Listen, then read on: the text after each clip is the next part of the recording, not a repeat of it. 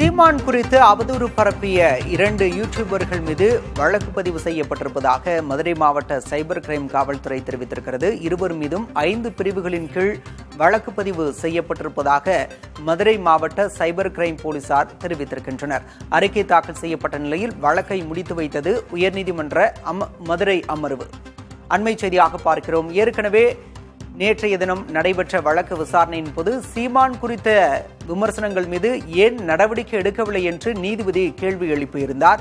இந்த நிலையில் தற்போது மதுரை மாவட்ட சைபர் கிரைம் போலீசார் சீமான் மீது அவதூறு பரப்பியவர்கள் மீது நடவடிக்கை எடுக்கப்பட்டதற்கான அறிக்கையை தாக்கல் செய்திருக்கின்றனர். இதன் காரணமாக அந்த வழக்கு என்பது முடித்து வைக்கப்பட்டிருக்கிறது.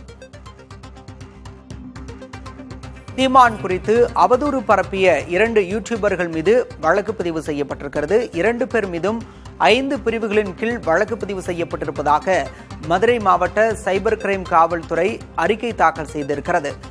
இந்த அறிக்கையின் காரணமாக வழக்கு விசாரணையை முடித்து வைத்து உயர்நீதிமன்ற மதுரை கிளை உத்தரவு பிறப்பித்திருக்கிறது.